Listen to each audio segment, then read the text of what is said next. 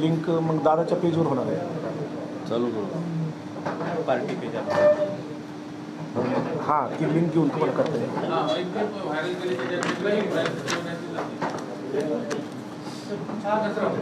Channel सगळेच आहेत, channel सगळेच आहेत आता इथे. पण दादांच्या पीवर पण होणार आहे. ऐकू येईल का आपण प्रिंट चालू करू 2 मिनिट फोन सायलेंट करा. आले का जीवाले आले का? चालू करू बरं. आता सगळ्यांसाठी थांबलो होतो, तर मी कुणी जर चुकून राहिला असेल तर दिलगिरी व्यक्त करतो. आज पुणे शहरामध्ये मी स्वतः, तसंच माझ्याबरोबर प्रशांतदादा असतील, विकासभाऊ असतील, रविभाऊ असतील, किशोर, सर्वच पदाधिकारी, मी आपल्या सर्वांचं स्वागत करतो आणि आभारी व्यक्त करतो आपण वेळात वेळ काढून इथे आलात. आज ही प्रेस कॉन्फरन्स घेण्याचं कारण म्हणजे 2 दिवसापूर्वी बारामती ॲग्रो लिमिटेड या कंपनीचा, जिथं मी स्वतः डायरेक्टर आहे, यांचं जे युनिट कन्नड, छत्रपती संभाजीनगर या जिल्ह्यामध्ये असणारा जो कारखाना आहे त्याच्यावर एक सिम्बॉलिक जप्तीचे आदेश ईडीने हे काढण्यात आले. एक तर मी क्लिअर करतो, अजूनपर्यंत जप्तीची नोटीस ही आमच्यापर्यंत पोहोचलेली नाही. पण ईडीचं जे ट्विटर अकाउंट आहे ऑफिशियल, याच्यावर प्रेस नोट तसंच त्यांचं ट्विट बघितल्यानंतर या बाबतीतली माहिती आम्हाला कळाली. त्याच्याचबरोबर जप्ती म्हणजे पूर्णपणे जप्ती असते असं नाही, तर फक्त सिम्बॉलिक जप्ती असते. 180 दिवस हे दिले जातात. त्याच्यामध्ये बरीच मोठी प्रक्रिया आहे. त्या प्रक्रियेचा वापर करून तिथे आपली बाजू ही मांडायची असते. त्यामुळे ती प्रक्रिया पुढं चालत राहील. त्यामुळे पहिल्यांदा मी सर्व शेतकरी, सर्व कर्मचारी, बँक, सर्व जे घटक या कंपनीवर तसंच या कारखान्यावर अवलंबून आहेत, त्यांना मी आश्वासित करतो की अजिबात काळजी करण्याची जरूरत नाही. इथं बोलत असताना बारामती ॲग्रो लिमिटेडच्या बद्दल जर आपण बोललो, 1988ला ही कंपनी ही आप्पासाहेब पवारांनी सुरू केले, म्हणजे माझे आजोबा. नंतरच्या काळात माझे वडील 2000च्या आसपास या कंपनीमध्ये लक्ष द्यायला त्यांनी सुरुवात केली. त्याच्याही आधी काही वर्षांपूर्वी असेल. त्यानंतर 2007 पासून या कारखान्यामध्ये मी लक्ष द्यायला सुरुवात केली. या कंपनीमध्ये आत्ता 8,500 कामगार आणि कर्मचारी हे काम करतात. म्हणजे कुटुंब सकट जर संख्या घेतली तर 50,000च्या आसपास या कंपनीवर अवलंबून डायरेक्टली असणाऱ्या लोकांची संख्या जाते. कॉन्ट्रॅक्ट लेबर, शेतकरी जे पोल्ट्रीशी निगडीत आहेत, HNT वर्कर्स घेतले, उत्पादक घेतले, तसंच काही छोट्या मोठ्या कंपनीकडनं आम्ही ज्या वस्तू खरेदी करतो, तसंच आपली जी दुकानं आहेत, तर हा आकडा 3-3.5 लाखाच्या आसपास जातो. म्हणजे या कंपनीकडनं फक्त राजकीय दृष्टिकोनातून जर काही लोक बघत असतील तर त्यांना मला सांगायचं आहे की तुम्ही 3.5 लाख लोकांच्या कुटुंबाशी तिथं खेळ करू शकता.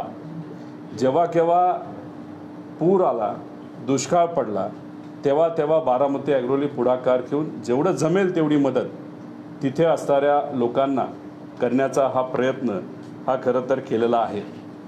त्यामुळे या कंपनीवर अवलंबून असणारे अनेक लोक आहेत आणि ते एकदम प्रामाणिक लोक आहेत. म्हणजे याच्यामध्ये आम्ही सर्वजण एका कुटुंबासारखं या कंपनीमध्ये काम करत असतो.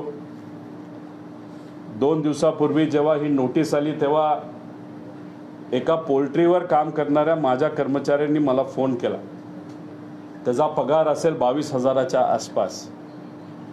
ते 4-5 लोक एकत्रित बसून मला स्पीकरवर फोन ठेवून बोलत होते की दादा, तुम्ही एका मोठ्या शक्तीच्या विरोधात कंपनीच्या आणि आमच्या कुटुंबाच्या हितासाठी लढत आहात.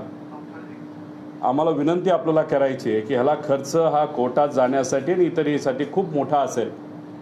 त्यामुळे तुम्ही जर आम्हाला आव्हान केलं तर आम्ही आमच्या 1 महिन्याचा पगारसुद्धा या कोर्ट केस आणि या सर्व गोष्टीसाठी द्यायला तयार आहोत. असे प्रामाणिक लोक या कंपनीमध्ये काम करतात आणि हे सर्व मराठी माणसं आहेत. आता याच्यावर बोलत असताना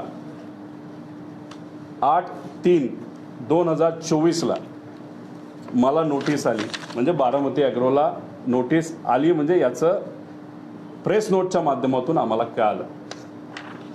या प्रेस नोटकडे आपण जर बघितलं तर ही प्रेस नोटच चुकीची असं आमचं सगळ्यांचं मत आहे.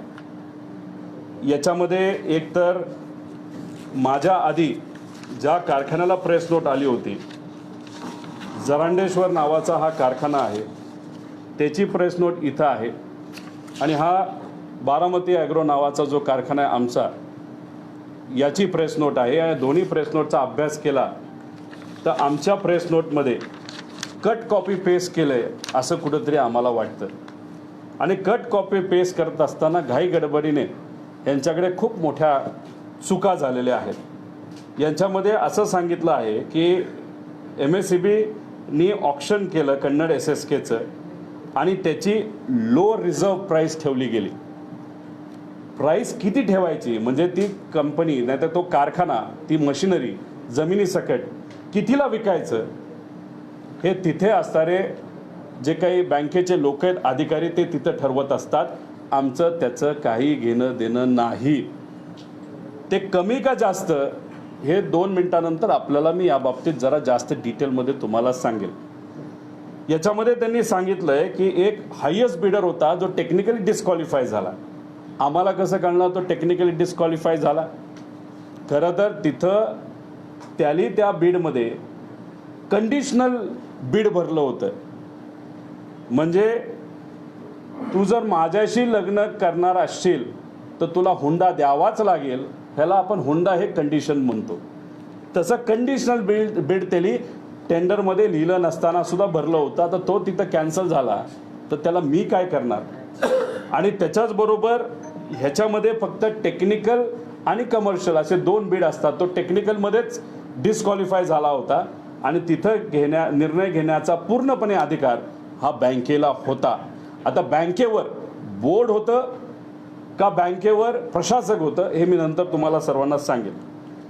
त्यानंतर एक दुसरा कोणीतरी बिझनेस असोसिएट जो आमच्या परिचयाचा होता, अजिबात नाही. त्याने आमच्याकडे काही कामं केली होती आणि त्याच्याकडे सुद्धा एक वेगळं लायसन्स हे फॅक्टरीचं होतं. ते वेगळे डिटेल्स आहेत, ते आम्ही ईडीला दिलेले आहेत. आम्ही कुठेही काही लपवलेलं नाही आणि व्यवहारिक कुठेही आमचे त्यांच्याबरोबर रिलेशन नाहीत. हे ईडीला आम्ही सातत्याने तिथं सांगितलेलं आहे. याच्यामध्ये त्यांनी सांगितलं होतं की it has been establish the acquisition of Kannad SSK by Baramati agro was illegal. म्हणजे हे सगळी प्रक्रिया इल्लिगल होती आणि जे काही असेट्स, मालमत्ता आम्ही जी विकत घेतली हे प्रोसिड्स ऑफ क्राईम आहे असं त्यांनी इथं लिहिलं आहे. त्याच्या विरोधात कदाचित आम्ही कोर्टात जाणार आहे. या प्रेस नोटच्या विरोधात कोर्टात झालेलं आहे. कारण याच्यामध्ये जे ॲलिगेशन केले गेले याच्यामध्ये शेड्यूल ऑफ जे ऑफेन्सेस आहे याच्यामध्ये PMLA मध्ये हे बसत नाहीत. आमच्यावर नोटीस PMLAच्या अंतर्गत आली आणि हा जो ऑफेन्स इथं सांगितलेला तो कुठेही आमच्या या केसचा PMLA मध्ये बसत नाही. आणि हा जो दुसरा कारखाना आहे त्याच्या खूप खोलात जर तुम्हाला जायचं असेल तर बरंच काय तुम्हा सर्वांना मिळेल. ह्याच्यात आपल्याला त्याच्यावर बोलून काय करणार नाही. दुसरं ह्याच्यामध्ये आणि आमच्या इतर लोकांमध्ये जो फरक आहे, बारामती ॲग्रो एकच कंपनी. बारामती ॲग्रोमध्ये दुसरे कोणी इन्व्हेस्टर आहेत का? नाही. बारामती ॲग्रोमध्ये काळा पैसा लपून छपून कुठेतरी कोणाच्या तरी अकाउंटमध्ये टाकून हा बारामती ॲग्रोमध्ये आलाय का? अजिबात आलेला नाही. डमी कंपनीचा वापर केलाय का? अजिबात केलेला नाही. बारामती ॲग्रोमध्ये जो सर्व पैसा आहे तो घामाचा पैसा आहे, कष्टाचा पैसा आहे आणि बँकेचा पैसा आहे. त्याच्यामध्ये कुठेही ब्लॅक मनी ज्याला आपण म्हणतो, काळा पैसा ज्याला म्हणतो, जो दुसऱ्याचा पैसा असतो तो फिरून आणला जातो, तसं कुठेही याच्यामध्ये दिलेलं नाही, जे कदाचित बाकीच्या कंपनीमध्ये असू शकतो. आणि त्यांना तसं आज अडचणीचं नाही, कारण का त्या बाकीच्या कंपनीचे जे प्रमुख आहेत ते सर्व आता भाजपबरोबर गेलेले आहेत. याबद्दल मी खूप खोलात तरी जाणार नाही दुसऱ्या कंपनीचं, कारण मला त्याच्याबद्दल जास्त बोलायला काही वाटत नाही. ह्याच्यामध्ये एक नाबार्डची एन्क्वायरी झाली होती 2009-10 याच MSC केसच्या बाबतीत. आता महाराष्ट्र स्टेट कोऑपरेटिव्ह बँकेचा हा विषय आहे. याच्यात असं ॲलिगेशन केलं गेलं होतं की तिथं असणारे डायरेक्टर, ज्याच्यामध्ये मोठे मोठे नेते आणि बरेच लोकांची नावं आहेत, त्यांनी एकत्रित बसून एक सर्कल तयार केलं आणि हे सगळे जे महाराष्ट्र स्टेट कोऑपरेटिव्ह बँकेचे कारखाने आहेत ते स्वस्तात मित्रांना नाही तर कुटुंबाला दिले, असं ॲलिगेशन हे या केसमध्ये सुरेंद्र अरोरानी केलेलं आहे. आता या डायरेक्टरमध्ये रोहित पवार कुठेही नाही. तसंच एक तुम्ही सर्वात महत्त्वाची गोष्ट समजून घ्या की ह्याच्यामध्ये कुठेही डायरेक्टर असताना कन्नडला विकलं गेलं नाही. ॲडमिनिस्ट्रेटर 7/5/2011 2 IAS अधिकारी ॲडमिनिस्ट्रेटर तिथं आले, RBIने तिथं नियुक्त केले. ॲडमिनिस्ट्रेटर तिथं आला तर मग तिथं कोणाचा काका पुतण्या कुणी असेल बोर्डात काही फरक पडत नाही, कारण बोर्ड हे बरखास्त झालं होतं. आणि 2011 नंतर बारामती ॲग्रो या कंपनीने हा कारखाना विकत घेतला. आता ह्याच्यामध्ये जर आपण घेतलं तर 12/2/2012 ते ह्याच्यामध्ये एकदा नोटीस आली होती. आणि त्याच्या आधी आपण जर बघितलं तर अशीच एक नोटीस ही 2009ला आली होती. हे त्याचे पेपर आहेत, कन्नड विकायचं आहे म्हणून. 2009ला जेव्हा नोटीस आली होती तेव्हा त्याची किंमत ही 32 कोटी रुपये होती. 2009ला तिथं बोर्ड होतं. ॲलिगेशन झालं, कदाचित बरोबर असू शकतं, 32 कोटी रुपयाला ते विकणार होते. पण तेव्हा एक सुद्धा व्यक्ती त्या कारखान्याला कन्नडला घ्यायला इच्छुक नव्हता, 32 कोटी असताना सुद्धा. ॲडमिनिस्ट्रेटर 2011ला जेव्हा आलं त्यांनी परत एकदा नोटीस काढली आणि 32 कोटीवरनं आकडा नेला 45 कोटीवर. दुसऱ्यांदा जेव्हा जाहिरात निघाली एका व्यक्तीने सुद्धा तिथं भरलं नाही टेंडर. आता मग तिसऱ्यांदा जेव्हा टेंडर आलं तेव्हा बारामती ॲग्रोने ते टेंडर भरलं. आता बारामती ॲग्रोला ह्याच्यामध्ये जर खेळ करायचा असला असता तर 32 कोटीवरनं 45 कोटी न्यायला काय कारण होतं? उलट 32 कोटीमध्ये आपण कारखाना घेऊ शकलो असतो. आणि ॲडमिनिस्ट्रेटरनी हे 45 कोटीला नेलं आणि बारामती ॲग्रोली हे 5 कोटी अतिरिक्त रुपये टाकून हे तिथं घेतलेलं आहे. त्यामुळे उलट जास्त पैसा हा आपण तिथं दिला आहे. आणि ह्याच्यामध्ये आपण जर बघितलं तर आचारसंहिता 2019 विधानसभेची 27 सप्टेंबरला लागली आणि तिथं EOWली सर्व MSCB म्हणजे कोऑपरेटिव्ह बँकेच्या सर्व डायरेक्टर्सला तिथं नोटिसेस काढल्या 26/8/2019ला. तेव्हा भाजपचं सरकार होतं आणि त्याच्यामध्ये हे सर्व नेते होते जे आज कुणीतरी उपमुख्यमंत्री आहेत, कुणीतरी कुठला तरी नेता आहे, कुणीतरी कोल्हापूरचे आहेत, ते सुद्धा मंत्रीत असं आम्हाला कळतं. आणि मग तिथं म्हणजे आचारसंहिता लागण्याआधी EOWने कारवाई केली. आचारसंहिता लागण्याआधी 23/9ला BJPचं सरकार असताना ईडीली तिथं ECR फाईल केलं. म्हणजे EOW पहिलं, नंतर BJPने तिथं म्हणजे ईडीच्या माध्यमातून तिथं हे केलं. आणि त्याच्यानंतर आपण जर बघितलं तर 10/9/2020ला म्हणजे महाविकास आघाडी सरकारच्या काळामध्ये EOWने हा पहिला रिपोर्ट जो क्लोजर रिपोर्ट आहे. क्लोजर रिपोर्ट म्हणजे ही जी केस आहे, हा जो विषय आहे त्याच्यामध्ये कुठेही काहीही चुकीचं घडलेलं नाही. आणि हा जो रिपोर्ट आहे तो ऑफिशियली आम्ही मिळवलेला आहे. तर या रिपोर्टमध्ये सांगण्यात आलेलं आहे की कुठेही काही चुकीचं हे घडलेलं नाही. हा रिपोर्ट कधी आला तर 10/9/2020ला. त्यानंतर ACB कोर्टने तर रिजेक्ट केलं, काय हरकत नाही. 17/10/2022ला परत एकदा ईडीने तिथं कोर्टात सांगितलं नाही आम्हाला ऑब्जेक्शन घ्यायचं आहे. आणि मग त्याच्यानंतर जर आपण बघितलं तर 20 21/2024ला भाजपचं सरकार होतं, आत्ताचं सरकार होतं, यांनी परत EOWचा हा रिपोर्ट तिथं फाईल केला आणि या EOW रिपोर्टमध्ये सुद्धा आम्हाला तिथं क्लीन शीट ही दिली गेली आहे. आता ह्याच्यामध्ये इलेक्शन असतं तेव्हा तुम्ही नोटीस पाठवता. 20 तारखेला 20/1ला हा रिपोर्ट जेव्हा आला त्याच्या एक दिवस आधी, म्हणजे केंद्रात BJPचं सरकार, राज्यात BJPचं सरकार, होम मिनिस्ट्री दोनं तसं बघितलं तर केंद्राला रिपोर्ट प्रत्यक्ष अप्रत्यक्ष करतात. म्हणजे मला नोटीस आली 19/1ला 2024ला आणि EOWने हा रिपोर्ट कधी फाईल केला 20/1/2024ला. म्हणजे काय, बाकीच्यांना क्लीन चिट कदाचित ती तशीच कंटिन्यू करायची होती आणि मी कदाचित सरकारच्या विरोधात जास्त बोलतोय, लढतोय, सामान्य लोकांच्या वतीने लढतोय, संघर्ष यात्रा काढली म्हणून एक दिवस आधी माझ्यावर तिथं ईडीकडनं नोटीस ही काढण्यात येते आणि मग नंतरचं हे आपल्या सर्वांना तिथं माहितीच आहे. तर हे आपण सर्वांनी तिथं समजून घेतलं पाहिजे. कुठल्याही FIR मध्ये माझं नाव आणि तिथं बारामती ॲग्रोचं नाव अजिबात नाही.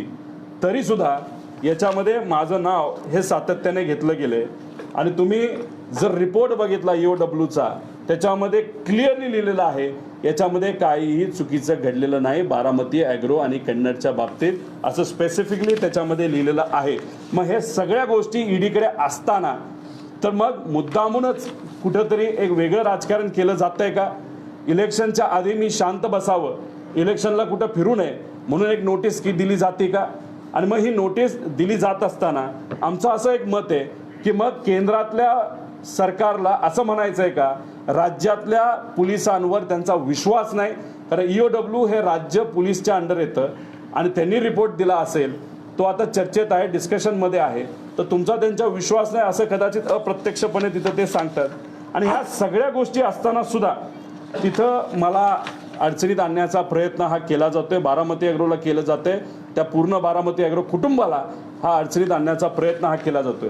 म्हणजे पहिल्यांदा फाईल केल्यानंतर 2 वर्ष ईडी शांत बसले आणि जेव्हा सत्ता इथं राज्याची बदलली आणि जेव्हा पक्ष फुटला त्याच्यामध्ये अजितदादांनी त्यांच्या नेत्यांना घेऊन आणि आमदारांना घेऊन वेगळा पक्ष नाही तर जुनाच साहेबांचा पक्ष हा ताब्यात घेतला, चोरी केला. त्यानंतर खरं तर ह्या कारवाई जोरात माझ्यावर सुरू झाल्या, ज्याच्यामध्ये एकदा नोटीस आली तेव्हा आमचे एम्प्लॉई गेले, त्यांनी माहिती दिली, मला नोटीस आली, मी स्वतः तिथं गेलो, जे काय डॉक्युमेंट आहे ते तिथं दिलं. मी अजूनसुद्धा सांगतो अधिकाऱ्यांचं त्याच्यामध्ये ईडीच्या चुकीचं काही नाही, मी त्यांना सहकार्य करतो, ते त्यांचं काम करतात. दुसऱ्यांदा तिथं गेलो, जे जे काय मागितलं ते सगळं दिलेलं आहे. त्यानंतर जेव्हा तिसऱ्यांदा माहिती मागितली तेव्हा 22/2/2024ला सगळी माहिती आम्ही दिली होती.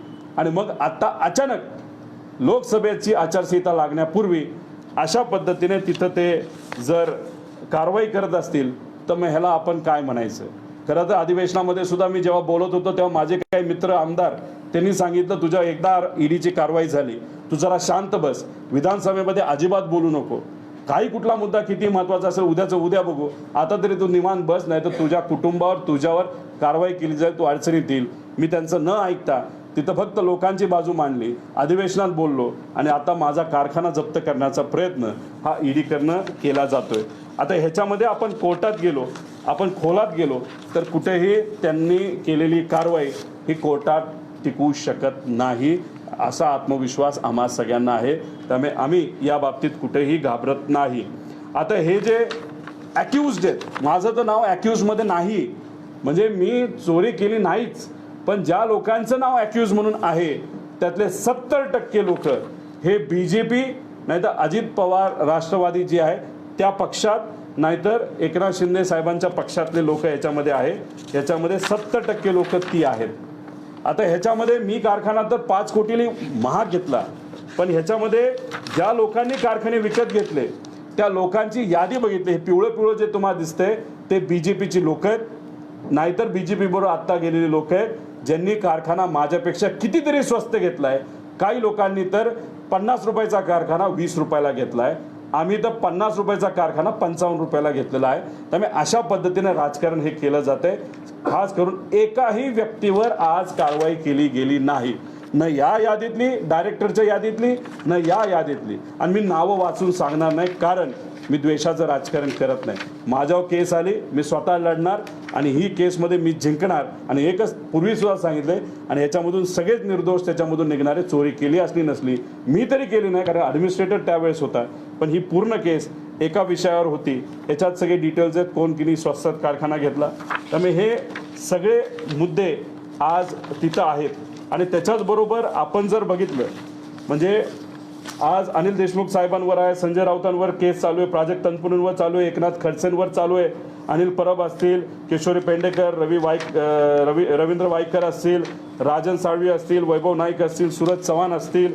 झारखंडमध्ये आता हेच चाललंय, मुख्यमंत्री, माजी मुख्यमंत्री, दिल्लीमध्ये मुख्यमंत्री, बंगाल, बिहार, सगळ्याच ह्या केसेस चालू आहेत. आणि ह्या केसेस का चालू आहेत तर लोकसभा आज डोळ्यासमोर आहे असं आमच्या सगळ्यांचं मत आहे. आता ह्याच्यामध्ये जेव्हा पवार साहेबांचं नाव घेतलं गेलं होतं, त्यांचं तर या बँकेशी काही दूरपर्यंत संबंध नाही, पण तेव्हासुद्धा पवार साहेबांचं नाव घेतलं गेलं होतं. आणि ते नाव घेतलं गेल्यानंतर पवार साहेब स्वतः तयार झाले होते ईडीकडे जायला. ईडी नंतर नरमली, नका येऊ लोक यायला लागली. पण त्याच्यामध्ये एकनाथ खडसे साहेब जेव्हा BJPमध्ये तेव्हा विरोधी पक्ष नेता होते, तेव्हा विरोधी पक्ष नेता पूर्वी ते राहिले होते, तेव्हा त्यांनी काय सांगितलं होतं, मी या केसचा फॉलोअप स्वतः घेत होतो. पण ह्याच्यामध्ये कुठेही पवार साहेबांचं नाव नसताना सुद्धा ईडीने त्यांच्या अगेन्स्ट नोटीस का काढली हे मला तरी माहीत नाही. अण्णा हजारेंच्या बाबतीत सुद्धा ज्यांनी या केसमध्ये, जी मगाशी तुम्हाला अरोराची केस सांगितली त्याच्यामध्ये ते सुद्धा पार्टी आहेत, ते स्वतः म्हणतात या घोटाळ्यामध्ये कुठेही अजित पवारांचं नाव, शरद पवारांचं नाव नाही. अजित पवार, माफ करा, थोडं पूर्वीचं संबंध असल्यामुळे शरद पवार साहेबांचं नाव नसताना सुद्धा पवार साहेबांचं नाव हे का घेतलंय अण्णा हजारे म्हणतात मला सुद्धा माहीत नाही. हे चुकीचं आहे. त्यामुळे पवार साहेबांच्या बाबतीत ईडीने केस तिथं केली होती. तिथं बँगलोरमध्ये आपण जर बघितलं तर तिथं 2 शेतकरी ज्यांना राहायला सुद्धा घर नाही अशा शेतकऱ्यांवर सुद्धा ईडीने कारवाई केली. अधिकारी करतात माहीत नाही, कोण करतं हे आपल्याला सांगता येणार नाही. तसंच आपण सेक्शन 88च्या अंतर्गत, कोऑपरेटिव्ह ॲक्टच्या अंतर्गत एक असाच तपास झाला होता आणि त्या तपासामध्ये सुद्धा कन्नडच्या बाबतीत काही चुकीचं घडलं नाही असं कोऑपरेटिव्ह रिसर्च, कोऑपरेटिव्हचा जो काही अहवाल आहे त्याच्यामध्ये त्यांनी सांगितलं आहे. त्यामुळे या बाबतीत आम्ही कोर्टात जाऊ शकतो, फक्त आम्हाला नोटीस यावी लागेल. नोटीस आल्यानंतर नक्कीच त्या बाबतीत आम्ही थोडंसं लक्ष घालून वकिलांचा मदत घेऊन आम्ही तिथं जाणार आहोत. मला जे कळालेलं आहे, खरं खोटं माहीत नाही, नोटीस येईल याचा एक अंदाज मला होता. पण तरीसुद्धा लोकांच्या वतीने मी लढत राहिलो. पेपर फुटीपासून शेतकऱ्यापर्यंत, शहरीपासून ग्रामीणपर्यंत कुठेही न घाबरता लोकांच्या, युवा पिढीच्या हितासाठी मी लढत राहिलो. युवा संघर्ष यात्रा आम्ही सर्वांनी मिळून काढली.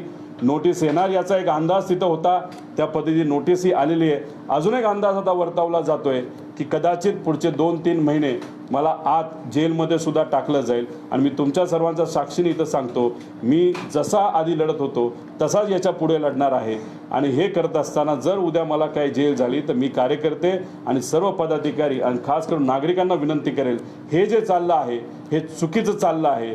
जर कुणी कष्टातून एखादी कंपनी मोठी करत असेल आणि त्याच्यावर अशा पद्धतीने कारवाई होत असेल तर ह्या द्वेषापोटी केलेल्या कारवाईत फक्त महाराष्ट्रासाठी आणि लोकांच्या हितासाठी मी जर लढत असेल आणि तर मला कारवाई केली जात असेल तर उलट मी म्हणेल या कारवाईचा मला अभिमान आहे. कारण का जे मुद्दे मी मांडत आहे ते खऱ्या अर्थाने दिल्लीला आणि इथं असणाऱ्या राज्य सरकारला त्या अडचणीच्या वाटत आहेत. आणि मी तुमच्यासाठी लढत राहील, जेलमध्ये टाकलं तरी चालेल. पण जर तसं काय घडलं तर मला एकच आपल्या सर्वांना विनंती करायची आहे की आपल्याला लढावं लागेल. कारण हा अस्मितेचा विषय झालेला आहे. आज मोठे मोठे नेते दुसऱ्या पक्षात गेलेले आहेत, विचाराला सोडून गेलेले आहेत. ते फक्त का गेलेत हे तुम्हा सर्वांना माहिती, कारण त्यांच्यावर कारवाई होणार होती. तिथं गेल्यानंतर काय झाले, त्यांची ताकद कापण्यात आली. आम्ही सातत्याने हे सांगत होतो, तुम्ही तिथं गेला BJP बरोबर तुमची ताकद कमी केली जाईल. आणि आज लोकसभेच्या तिकिटाच्या बाबतीत जे काही त्यांचं निगोशिएशन चालू आहे त्या बाबतीत जर तुम्ही बघितलं तर असं कुठंतरी आता जाणवायला लागलंय की स्वाभिमान या लोकांनी सगळ्यांनी घाण ठेवलाय आणि फक्त स्वतःवर कारवाई होऊ नये म्हणून तिथं या लोकांचं ते ऐकून घेत आहेत. आणि हेच लोकसभेला होणार आणि हेच विधानसभेला होणार. पण आपण नागरिक म्हणून आणि चांगल्या विचाराचे, पुरोगामी विचाराचे, शिवशाहू फुले आंबेडकरांचे कार्यकर्ते म्हणून आपल्याला लढावं लागेल. आणि लढत असताना तुम्हा सर्वांना ह्या सगळ्या गोष्टी हातात घ्याव्या लागेल. पण ह्या सगळ्या गोष्टी हातात घेत असताना एक फार अनोखी गोष्ट माझ्याकडे घडली. ज्या दिवसापासून सरकारच्या विरोधात मी लढायला लागलो तेव्हा निनावी व्यक्तीने माझ्या ऑफिसला काही फाईल पाठवल्या, पण ह्या फाईल कुठल्याही सामाजिक कार्यकर्त्यांनी रिसर्च केल्यात असं नाही. कुठल्या तरी तपास यंत्रणेच्या माध्यमातूनच कागद हे गोळा केलेले आहेत. त्या फाईलकडे बघितल्यानंतर वाटतं अशा माझ्याकडे 8 ते 9 फाईल आलेल्या आहेत. पण या फाईलमध्ये 2 भाजपचे नेते आहेत आणि खास करून ओबीसी नेते आहेत. बँकेची फाईल असेल नाही तर अजून कुठला तरी एक वेगळा पदाधिकारी असताना एक वेगळ्या प्रकारचा भ्रष्टाचार होता, त्याचं एक आणि एक पान हे माझ्या ऑफिसला कुणीतरी पाठवलेलं आहे. तसंच अजितदादा राष्ट्रवादीच्या 7 नेत्यांच्या फाईल ह्या माझ्याकडे तिथं आलेल्या आहेत. स्वच्छता कंपनीच्या बाबतीत असेल, एकाच ॲड्रेसवर 30-30, 40-40 कंपन्या कुणी केल्या असतील तर त्याची एक फाईल आहे. मोठ्या मोठ्या कंपनी म्हणजे अडाणीला सुद्धा मागे ठेवलं जाईल अशा काही नेत्यांच्या कंपन्या ज्या आर्थिक उन्नतीमध्ये खूप पुढे गेलेल्या आहेत, त्या सगळे आकडे बघितले तर मीच वेडा झालो. अशा सुद्धा फाईल माझ्याकडे पाठवलेल्या आहेत. त्याच्याचबरोबर एकनाथ शिंदे साहेबांच्या पक्षातल्या सुद्धा फाईल माझ्याकडे तिथं आलेल्या आहेत, ज्याच्यामध्ये कुठेतरी एक फाईल अशी आहे की जे काही ठाणे आणि मुंबईमध्ये आरक्षित क्षेत्र असतं, ज्याच्या शाळा बांधायच्या असतात, जिथं कुठे हॉस्पिटल बांधायचे असेल, प्लेग्राऊंड, त्या सगळ्या जागा रिझर्वेशन कॅन्सल करून ह्या कुठल्या तरी बिल्डरला विकलेल्या अशी फाईल तिथं आलेली आहेत. त्याच्याचबरोबर मनी लॉन्ड्रिंगची फाईल आहे, मुंबई मनपात भ्रष्टाचार झाले, ह्या सगळ्या फाईल आहेत. म्हणजे एवढ्या प्रशासनाकडनं अभ्यास केलेल्या फाईल अचानक माझ्या ऑफिसला आल्या कशा? मी माझ्या काही तज्ज्ञांना त्या वाचायला दिल्यात, अभ्यास करायला दिलेल्या आहेत. त्या कुठल्या तज्ज्ञाला हे फक्त मला माहिती. त्यामुळे त्याच्या फाईल करून ह्या जर ह्याच्यामध्ये काही तथ्य सापडलं तर नक्कीच या बाबतीत आपण लक्ष देऊ. पण ज्या व्यक्तीने आता सत्तेतलाच एखादा व्यक्तित्व दिसतो, ज्या व्यक्तीने ह्या फाईल पाठवल्या त्यांचं मी मनापासून आभार व्यक्त करतो. ॲम्ब्युलन्सची सुद्धा फाईल त्यांनी माझ्याकडे पाठवली, जी आत्ता या सरकारमध्ये झालेला भ्रष्टाचार आहे आणि तो खूप मोठा भ्रष्टाचार आहे. ती फाईल सुद्धा माझ्याकडे आलेली आहे. अधिवेशनामध्ये आता कधी होईल तेव्हा तो मुद्दा मांडेल, नाहीतर टप्प्याटप्प्याने जसं जसं वेळ होईल तसं. आणि मला माहीत नाही आचारसंहितेमध्ये आपल्याला अशा प्रकारच्या पत्रकार परिषद घेता येतील का, पण तशा सगळ्या फाईल हे मी देऊ. त्यामुळे ह्या सरकारमध्ये सुद्धा सगळंच अलबेल आहे असं मला तरी काय वाटत नाही. पण आम्ही लोकांच्या वतीने तिथं 100% लढत राहू. त्यामुळे ही जी ईडीची केस आहे ते पूर्णपणे आवाज दाबण्यासाठी केलेली केस आहे. उद्या सकाळी 9 वाजता मी स्वतः कन्नड या कारखान्यावर तिथं जाणार आहे. तिथं असणारे शेतकरी, तिथे असणारे माझे कामगार, माझे कुटुंबीय यांच्याशी मी संवाद साधणार आहे. त्यांच्याशी बोलून मग सांगोल्यानंतर माझा मतदारसंघ, अशा पद्धतीने पुढचे बरेच दिवस हे लोकांचा आवाज म्हणून तिथं आम्ही सर्वजण लढत राहणार. कितीही काही केलं, तुम्हाला सगळ्यांना असं वाटत असेल की माझ्या कुटुंबावर प्रेशर नाही असं वाटत असेल तर ते साफ चुकीचं आहे. माझी पत्नी टेन्शनमध्ये आहे, माझी मुलं टेन्शनमध्ये आहेत, माझे आईवडील टेन्शनमध्ये आहेत, सगळेच टेन्शनमध्ये आहेत. पण मी त्यांना एवढंच सांगतो की सगळेच जर उड्या मारायला लागले, सगळेच विचार सोडून जायला लागले तर लढणार कोण? आणि लहानपणीपासून तुम्हीच आम्हाला शिकवलं आहे, माझ्या आईवडिलांनी, की लढणं ही आपली जबाबदारी आहे आणि स्वाभिमाने लढणं आणि स्वाभिमानी टिकवणं ही आपली जबाबदारी आहे. त्यामुळे आईवडिलांनी लहानपणी शिकवलेल्या गोष्टी ज्या मला तुम्हा सगळ्यांना आहेत त्याच मनामध्ये ठेवून आम्ही लढत आहोत. कारवाई केली जाणार. मी माझ्या कुटुंबियाला सुद्धा तिथं माफी मागतो, तुम्हाला या अडचणीमध्ये आणलं पण आणावं लागलं. कारण का माझ्या विरोधामध्ये असेल जे लोक आहेत ते सर्व हे कुठेतरी द्वेषाचं राजकारण करणारे लोक आहेत. ज्यांनी दुसऱ्या चुकीच्या गोष्टी केल्या त्यांना तसंच वाऱ्यावर सोडलंय आणि कष्टातून कंपनी उभी केली तरी आज आम्हाला अडचणीत आणलं जातं. त्यामुळे मी माझ्या कुटुंबियाला माफी मागतो आणि लोकांना एवढंच सांगतो की लढणार, जिंकणार पण, एवढंच इथं सांगतो. आणि आपल्या सर्व प्रश्नासाठी उत्तर देण्यासाठी मी तयार आहे.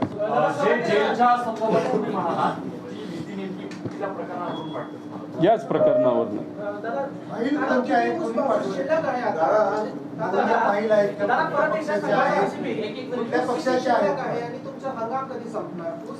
पंचवीस तारखेपर्यंत हंगाम संपणार आहे. आणि मी आपल्यालाही सांगतो, शेतकऱ्यांना सांगतो की कुणीही कारखाना बंद करू शकत नाही, ती प्रोव्हिजनल आहे. मी आजपर्यंत कन्नड कारखान्याच्या बाबतीत बोलायचं झालं तर गेल्या 7-8 वर्षामध्ये 1400 कोटी रुपये हे शेतकऱ्याच्या हातामध्ये केन पेमेंट म्हणून दिलेले आहेत गेल्या 8 वर्षामध्ये. जो कारखाना बंद होता 5 वर्ष, 1400 कोटी. आणि जे HNT कॉन्ट्रॅक्टर आहेत, ऊसतोड कामगार आहेत, त्यांना 550 कोटी दिलेत. म्हणजे 2000 कोटी रुपये हे फक्त शेतकरी आणि तिथे असणाऱ्या कामगार मजुरांना दिलेत. कामगारांचा पैसा वेगळा. अशी एखादी कंपनी, एखादी फॅक्टरी जर तुम्ही बंद करणार असाल तर मग अडचणी ह्या सामान्य लोकांच्याच वाढतात, असं मला इथं नमूद करायचं. सुरुवातीला हे सांगा परत एकदा की EOW क्लोजर रिपोर्ट किती तारखेला दिला होता आणि त्याच्यानंतर जी नोटीस आलेली आहे किती तारखेला आलेली आहे, क्लोजर रिपोर्ट दिला नोटीस का पाहिजे? नाही, मला जर आपण बघितलं तर मला नोटीस जी आली ती आली 19 जानेवारी 2024ला. आणि दुसरा क्लोजर रिपोर्ट जो तुम्हाला मगाशी दाखवला तो रिपोर्ट कधी फाईल केला गेला हा 20 जानेवारी 2024. म्हणजे मला नोटीस आली आणि दुसऱ्या दिवशी EOWने क्लोजर रिपोर्ट फाईल केला. म्हणजे आश्चर्यच आहे. म्हणजे फक्त मलाच टार्गेट करायचं होतं हे कुठेतरी सिद्ध होतं आणि बाकीच्यांना तसंच सोडायचं होतं असं वाटतंय.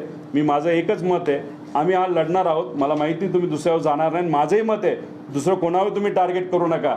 आम्ही द्वेषाचं राजकारण करत नाही. खास करून जे बघत असतील आणि खास करून जे जवळचे आणि आता लांबचे झालेले आहेत राजकीय दृष्टिकोनातून त्यांना सांगायचं आम्ही द्वेषाचं राजकारण करणार नाही. फाईलमध्ये आपल्यातल्याच काही आज सत्तेत असणाऱ्या लोकांनी तुमच्या बऱ्याच नेत्यांच्या फाईल आमच्यापर्यंत तिथं पोहोचवलेल्या आहेत. बघू उद्या काय करायचं त्या बाबतीतलं. पण आम्ही फक्त विचाराचं, लोकांचं, महाराष्ट्राचं स्वाभिमानाचं तिथं मनामध्ये ठेवून आजचं हे राजकारण जे दूषित होतं त्याच्या विरोधात आम्ही लढत आहोत. सुरुवातीला असं सांगितलेलं होतं की मोठ्या नेत्यांचा एक दबाव आहे किंवा हात आहे, ते काय स्पष्ट झालं अलीकडच्या काळामध्ये की 2 वर्ष कुठेही काही कारवाई ईडीकडनं झाली नव्हती. ईडी ही यंत्रणा केंद्र सरकारकडे होती.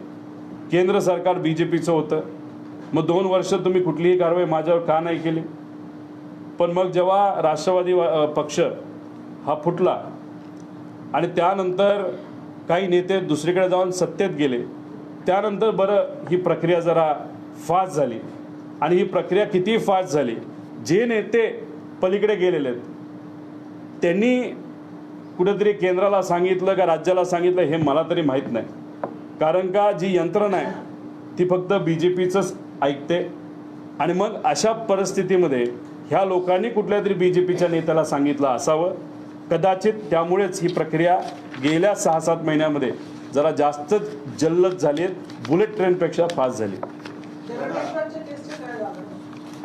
तर जरंगेश्वरच्या केसचं काय झालं त्यांनाच माहिती. त्याच्यामध्ये आपण खूप खोलात गेला तर खूप काही गोष्टी आपल्याला सापडतील आणि अशा काही गोष्टी सापडतील की कदाचित त्याची उत्तरं हे मालकाला सुद्धा देता येणार नाही.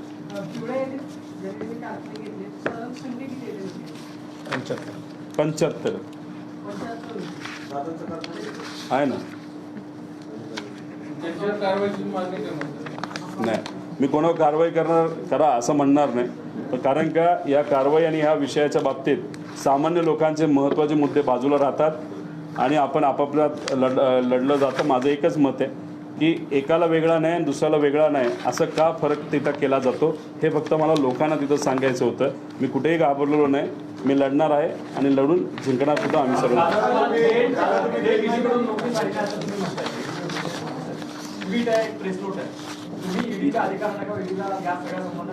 त्यांच्याशी फोनवर चर्चा झाली. ते म्हणतायत डिस्पॅच करू केले का नाही माहीत नाही. डिस्पॅच केल्यानंतर 5-6 दिवसात ते येईल. पण ईडीच्या ऑफिशियल अकाउंटवरनं तिथं आम्हाला सांगण्यात आलेलं आहे आणि प्रेस नोट तर तुम्हाला मिळालेली आहे जी कट कॉपी पेस्ट आहे. बरं झालं आमचं नाव त्यात टाकलं, नाही तर अजून 4 कंपनीचं नावं त्याच्याबरोबरच टाकली असती तर मग फारच वेगळं वातावरण तिथं निर्माण झालं असतं. पण या प्रेस नोटवर पण कदाचित आम्ही कोर्टात जाण्याची शक्यता आहे. नोटीस आली, जप्ती झाली, सिंबॉलिकली पण कारखाना सुरू आहे, सुरूच राहणार. तसं जरांडेश्वर पण झालं होतं. जरांडेश्वर चालू पण आहे, मोठे पैसावर टाकला, इन्व्हेस्टमेंट पण झाली, कारखाना खूप मोठाही केला गेला, चालूच आहे ना सगळं. तर कुणी थांबवत नसतं. ही जप्ती असती पण जप्ती ही फायनल जप्तीची एक प्रोसेस असते. पण त्याच्यामध्ये कोर्टाचा एक मुद्दा असतो. कोर्टाकडे आम्ही जाऊ शकतो आणि आम्ही कोर्टाकडे जाऊन हा मुद्दा तिथं मांडणार आहे. आणि ही पूर्ण केस ही बेस हा चुकीचा आहे. आम्ही या पूर्ण जे काय बोललं जातं की याच्यात भ्रष्टाचार झाला त्याच्यामध्ये येतच नाही, कारण का त्यावेळेस बोर्डच नव्हतं, त्यावेळेस प्रशासक होता आणि प्रशासकाने आम्हाला तिथं ते विकलं होतं. आणि हे जे व्हॅल्युएशनचा खेळ म्हणतात की स्वस्तात घेतला, अरे बाबांनो, जवळूनच तिथं नॅशनल हायवे काही वर्षांपूर्वी गेला, त्यांनीच आम्हाला पैसे दिले नाही. नॅशनल हायवे तर केंद्र सरकारचे, आणि कुठलीही एखादी गोष्ट विकायची असेल त्याला एक प्रक्रिया असते. जे प्रशासकाने आय एस अधिकारी आहेत ते आय एस अधिकारी आणि बँकेने ती प्रोसेस फॉलो केली. त्यांनी 45 कोटी त्याला किंमत लावली आणि त्याच्यावर 5 कोटी देऊन मी ती कंपनी विकत घेतली, तो कारखाना विकत घेतला. पूर्वी 32 कोटी होती. मला खरंच मॅनेज करायचं झालं असतं तर मी थोडी 32 कोटीवर 45 कोटीवर नेलं असतं. मी म्हणलो असतं 32 कोटी तर 5 कोटी ॲड करतो. हे तर साधं या सर्व लोकांना कळलं पाहिजे, पण ते कळत नाही, कारण का ते जे काय कारवाई करत आहेत त्याच्या मागे हेतू पूर्णपणे मला शांत करण्याचा हेतू आहे. तुमच्याकडे यादी आहे कुठला कारखाना किती कोटीला किती कमी विकत घेतला अटकेची गेला? कारवाई तुम्ही म्हटले, काहीशी चिंता वाटते तुमच्या चेहऱ्यावर. खरंच असं वाटतं का तुम्हाला अटक होऊ शकते आणि तयारी का तुमची? नाही, माझी अटक होण्याची तयारी असल्यामुळेच तर मी लढतोय ना, नाहीतर मला तयारी नसती तर आज सत्तेत जाऊन बसलो असतो, एखादं पद घेतलं असतं, कंपनी सेफ केली असती. पण तसं कुठेही न करता आज मी जे लढत आहे तो एक विश्वासानेच लढत आहे. त्यामुळे आम्ही घाबरणारे नाही, पूर्णपणे तयारी आहे आणि तयारी लढणार. आणि उद्या जर काही कारवाई केली तर आहेत ना हे सगळे लोक, महाराष्ट्राची जनता लढण्यासाठी. पण जर सगळेच पळून जायला लागले तर लढणार कोण? आणि आज जे काय चाललं आहे महाराष्ट्रामध्ये अतिशय वाईट चाललं आहे. शेतकरी अडचणीत, कष्टकरी अडचणीत, बेरोजगार युवा अडचणीत, शहरात वाटोळं झालं आहे, खर्च नुसते वाढलेले आहेत, उत्पन्न कुठं वाढेना, याबद्दल कुणी आज काय बोलेना, मदत तर कोणालाच काय मिळेना.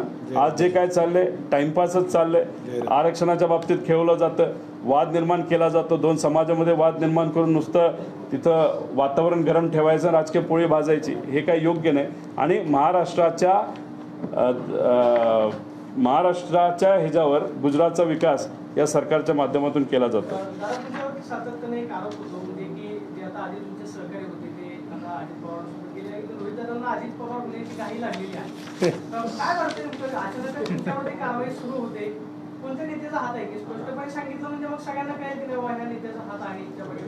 अचानक नोटीस येतात, 2-2 वर्ष कारवाई होत नाही, अचानक जप्तीची कारवाई. ईडीची जेव्हा कारवाई झाली तेव्हा विचारापासून सर्वच गोष्टीची जागा कुणी बदलली, ज्यांनी बदलली ते तुमचे आजचे नेते, त्यांना विचारा. मी कोणाची जागा कशाला घेणार? मी जिथं आहे तिथंच आहे. ईडीने कारवाई केली तरी मी तिथंच आहे. त्यामुळे मी कोणाची जागा कशाला घेईल? ज्यांनी जागा बदलली, ज्यांनी विचार बदलला आहे, ज्यांनी आज सत्तेत जाण्याचा निर्णय घेतला आहे आणि तिथं जाऊन दिल्लीला जाऊन मुजरा करावा लागतो, त्यांना जाऊन तुम्ही विचारा काय परिस्थिती आज तिथं आहे आणि त्यांना तो प्रश्न करा. उगाच बातम्या व्हाव्यात म्हणून टिमकी वाजवतोय दर 2 दिवसाला, त्यांना म्हणून आता शांत बसा, मतदारसंघात लक्ष द्या, तिथली जनता त्यांना उत्तर देईल, कारण का तिथली जनता स्वाभिमानी जनता आहे. आणि अशा पद्धतीने मोठ्या नेत्याच्या बाबतीत फक्त हुशारपणा दाखवण्यासाठी खालच्या लेवलला जाऊन जर एखादा आमदार बोलत असेल त्याला उत्तर तिथली स्वाभिमानी जनता देईल, हे तुम्हाला बघायला मिळेल. दादा, साहेबांनी जसं ईडीला उत्तर दिलं थेट ईडीकडे गेले. आता ज्या पद्धतीने तुम्ही पत्रकार परिषदेतून सगळं उत्तर देत आहे, तुम्ही हे सगळे पवार साहेबांना सांगितलंय का? परत तयारी दर्शवली का तुम्ही दोघं एकत्र जाऊन ईडीला उत्तर देताल असं काय? कारण पत्रकार परिषद तुम्ही घेताय. राजकारणाच्या सुरुवातीला कुठं एखादं चुकीचं वक्तव्य जर झालं, जे आजपर्यंत योगायोगाने आणि चांगल्या दृष्टिकोनातून कुठेही माझ्याकडनं झालेलं नाही, पण वक्तव्याकडं आता माझ्या भूमिकेकडे साहेबांचे नेहमी लक्ष असायचं, आत्तासुद्धा आहे. पण गेल्या 7 वर्षामध्ये माझ्याकडनं बोलताना वागताना कुठेही काही चुकलं नसल्यामुळे ही जी प्रेस कॉन्फरन्स मी इथं घेत आहे, मी माझ्याच हिमतीवर आणि माझ्याच सगळ्या रिसर्चवर तिथं घेत आहे. आणि मला विश्वास आहे की साहेबांचा सुद्धा याला अप्रत्यक्षपणे पाठिंबा आहे, कारण का साहेबांचं नेहमी बोलणं असतं, खरं काय ते लोकांना सांग, आणि मी इथं खरं कायच ते लोकांना तिथं सांगतो. मगाशी तुम्ही जो प्रश्न केला होता कुणी किती रुपयाला घेतला ते मी सांगणार नाही, पण मी एकच सांगतो, मी घेतला होता 50 कोटीला, पण कारखाने किती रुपयाला विकले गेलेत? 17 कोटी, 15 कोटी, 14 कोटी, 18 कोटी, 14 कोटी, त्यानंतर 31 कोटी, 12 कोटी, त्यानंतर 33 कोटी, 45 कोटी, 37 कोटी, 16 कोटी, 44 कोटी, एक तर कारखाना 4 कोटीला विकला गेला. आणि मी विकत घेतला आहे 50 कोटीला.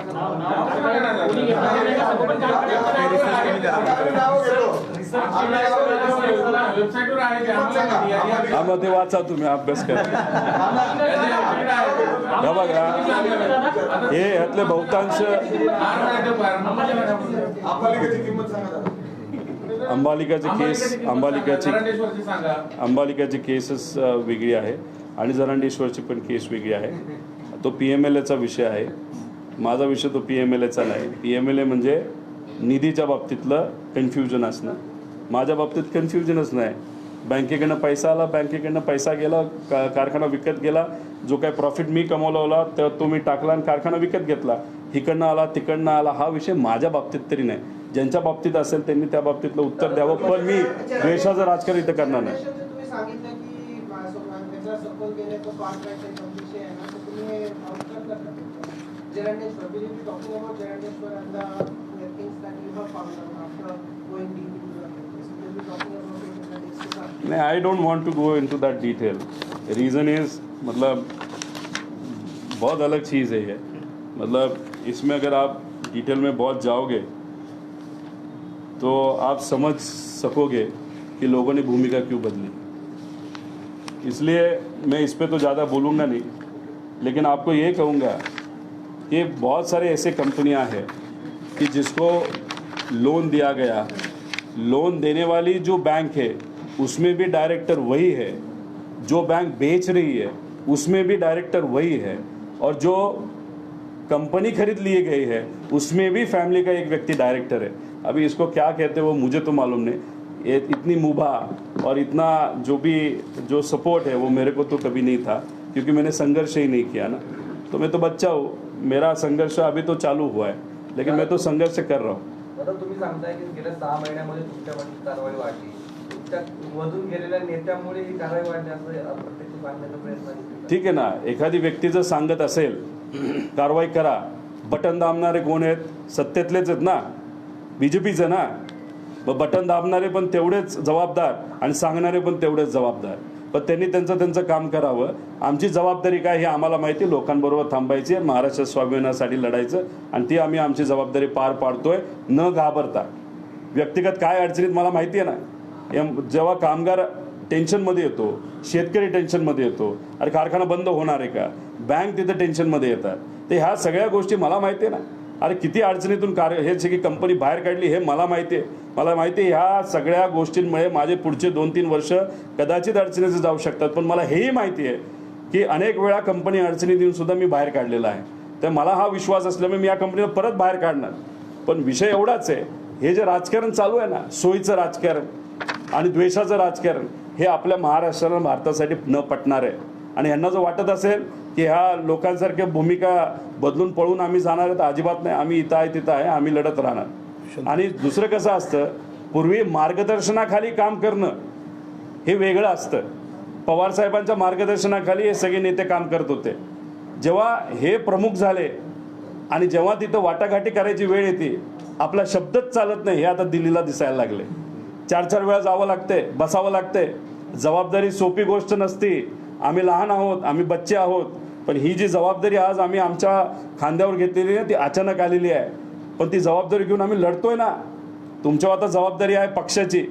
आधी तिकीटं तर आणा तुम्ही, 10 तिकीटं तुम्ही जे पूर्वी सांगितली होती. तुम्ही नंतर बोला काय करायचं. 990चा फॉर्म्युला 990 आता बघा 3 म्हणजे पुढं आमदारकीला तर 20वरच येत आहेत ते. म्हणून तर सांगतो 22 लोक आमच्याकडे परत येतील आणि 12 लोक BJP मध्ये जातील. आणि मगाशी तो तुम्ही बोलला जे आमदार मोठे झालेत साहेबांवर बोलणारे, ते पहिले जातील BJP बरोबर. पूर्वीपासून BJP सोगरोई अजून कुठला